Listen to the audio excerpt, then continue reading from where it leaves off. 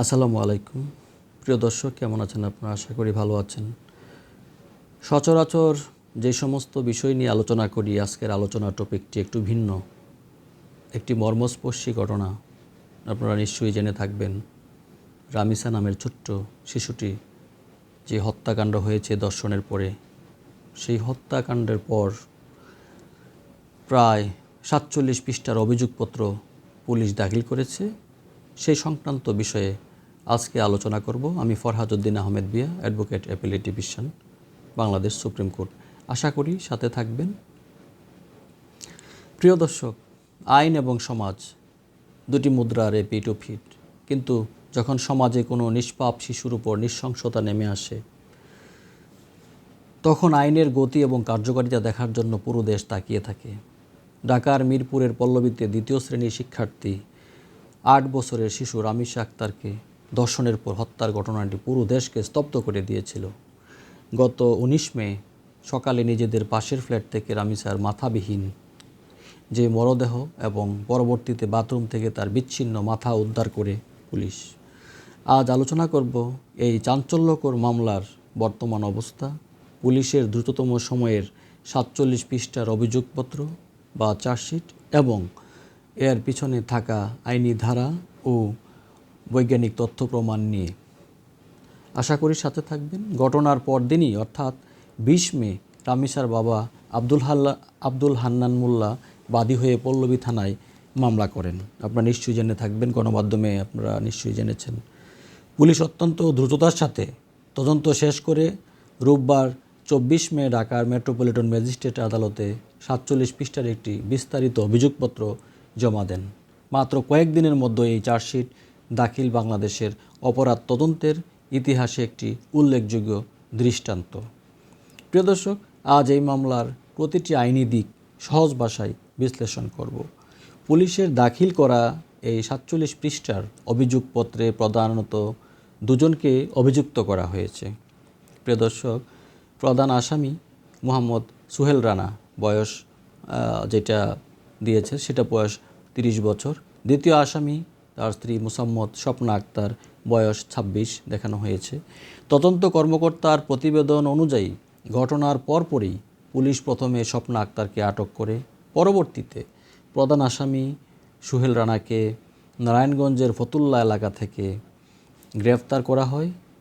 তবে সবচেয়ে গুরুত্বপূর্ণ বিষয় হলো, গ্রেফতারের পর সুহেল রানা আদালতে ফৌজদারি কার্যবিধির ১৬৪ ধারায় স্বীকারোক্তিমূলক জবানবন্দি দেয়, যেখানে সে নিজের মুখে রামিসাকে ধর্ষণ এবং হত্যার দায় স্বীকার করে। প্রিয় দর্শক, প্রশ্ন হতে পারে ১৬৪ ধারা আসলে কি? অনেকেই আপনারা হয়তো বিষয়টি নাও জানতে পারেন, আর অনেকে তো জানেন। ফৌজদারি কার্যবিধির ১৬৪ ধারা অনুযায়ী একজন ম্যাজিস্ট্রেট কোনো আসামির দোষ স্বীকারোক্তিমূলক জবানবন্দি রেকর্ড করেন। এটি আদালতে অত্যন্ত শক্তিশালী প্রমাণ হিসাবে গণ্য হয়, কারণ আসামি স্বেচ্ছায় বিচারকের সামনে নিজের অপরাধ স্বীকার করে। তবে শুধুমাত্র স্বীকারোক্তিমূলক জবানবন্দির উপর ভিত্তি করেই কোনো আসামিকে সাজা দেওয়া যায় না, এই ব্যাপারে যদিও উচ্চ আদালতের সিদ্ধান্ত রয়েছে। তদন্ত কর্মকর্তা পল্লবী থানার উপপরিদর্শক ওহিদুজ্জামান ভূঁইয়া নিপুণ জানিয়েছেন, সুহেল রানার বিরুদ্ধে সরাসরি ধর্ষণ এবং হত্যার অভিযোগ এবং তার স্ত্রী স্বপ্না আক্তারের বিরুদ্ধে এই অপরাধে ঘটনা ধামাচাপা দেওয়া এবং সহযোগিতার স্পষ্ট প্রমাণ পাওয়া গেছে।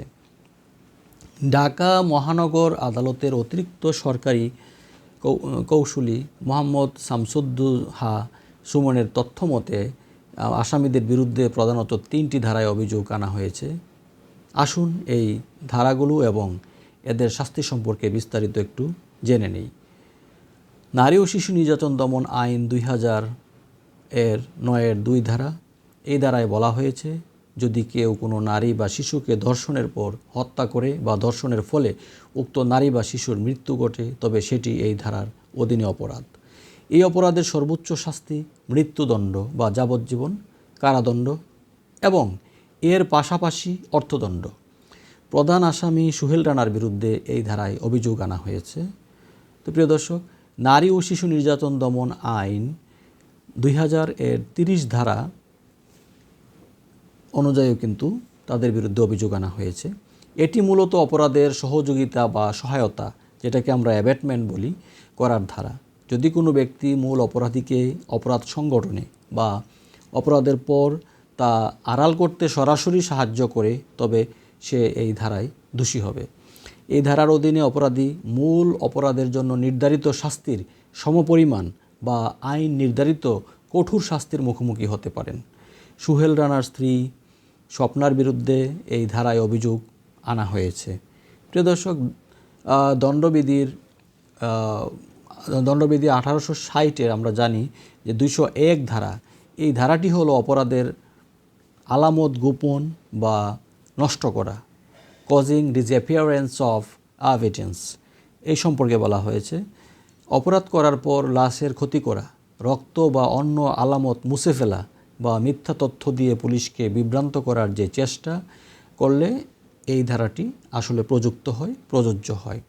অপরাধের গুরুত্ব অনুযায়ী এই ধারায় সর্বোচ্চ 7 বছর পর্যন্ত কারাদণ্ড এবং অর্থদণ্ডের বিধান রয়েছে। প্রিয় দর্শক, রামিসার যে মরদেহ ছিন্ন ভিন্ন করা এবং প্রমাণ যে লুপাটের চেষ্টার কারণে এই ধারাটি যুক্ত করা হয়েছে। একটি মামলাকে আদালতে প্রমাণ করার জন্য সবচেয়ে বড় হাতিয়ার হলো সাক্ষী এবং আলামত। এই মামলায় মোট 15 জনকে সাক্ষী করা হয়েছে, যাদেরকে 3টি ক্যাটাগরিতে ভাগ করা যায়। প্রিয় দর্শক, প্রত্যক্ষদর্শী বা পারিপার্শ্বিক সাক্ষী হিসাবে আছেন কয়েকজন, এবং ঘটনার সময় বা আগে পরে আসামিদের গতিবিধি প্রমাণ করার জন্য এগুলা প্রয়োজন হয়। আর সুরুতহাল এবং তদন্ত সংশ্লিষ্ট সাক্ষী আছেন কয়েকজন, সেটা নামগুলা চার্জশিটে রয়েছে।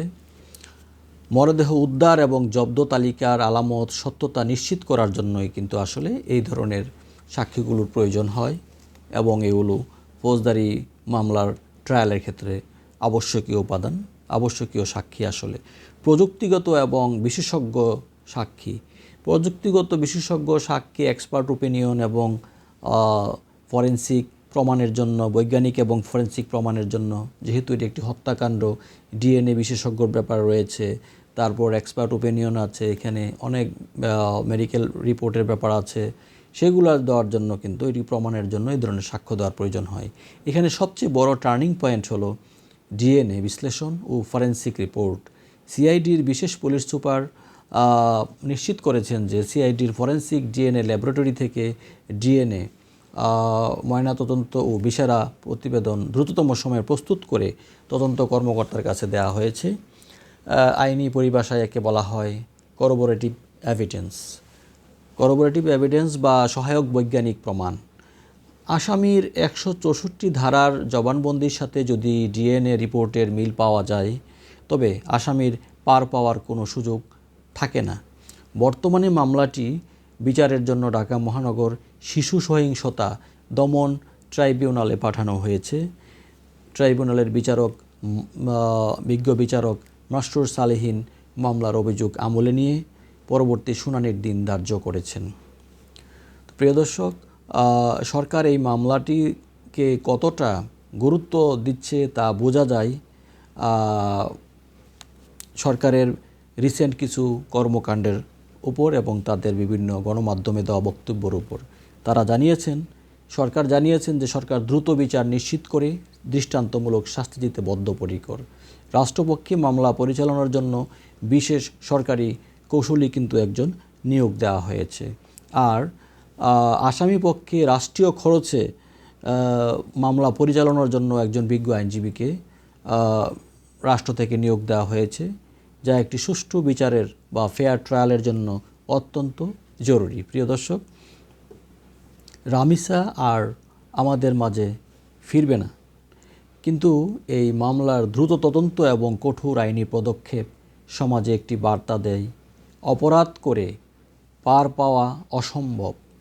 আমরা আশা করি বিচারিক প্রক্রিয়ার মাধ্যমে দ্রুততম সময়ে এই নৃশংস হত্যাকাণ্ডের ন্যায় বিচার নিশ্চিত হবে ন্যায় বিচার নিশ্চিত করার জন্য আদালতে প্রক্রিয়ায় যতটুকু সময় প্রয়োজন, অর্থাৎ তুলনামূলক দ্রুততম সময়ে আমরা এই ন্যায় বিচারটি কার্যকর হোক, সেটা আমরা চাই, এদেশের মানুষও চাই। আশা করি যদি দ্রুততম সময়ে যথাযথ প্রক্রিয়া, আইনি প্রক্রিয়া অবলম্বন করার মাধ্যমে যদি ন্যায় বিচারটি নিশ্চিত হয় এবং শাস্তি যদি কার্যকর হয়, তাহলে এদেশের মানুষ এদেশের বিচার ব্যবস্থার উপর আস্থা ফিরে পাবে। প্রিয় দর্শক, আজকের এই আলোচনাটির উপর আপনাদের কোনো মতামত বা কোনো মন্তব্য থাকলে আপনারা শেয়ার করতে পারেন, আর এই বিষয়টি শেয়ার করে জনগণকে সচেতন করে যেতে পারেন। ধন্যবাদ সবাইকে। ভালো থাকুন, সুন্দর থাকুন, সাবধানে থাকুন এবং আপনার নিরাপদে চলুন। আশেপাশের প্রতিবেশীদের বা আপনার শিশু বাচ্চাদের, কন্যা শিশুদের নিরাপদে রাখার চেষ্টা করুন। ধন্যবাদ সবাইকে, ভালো থাকুন।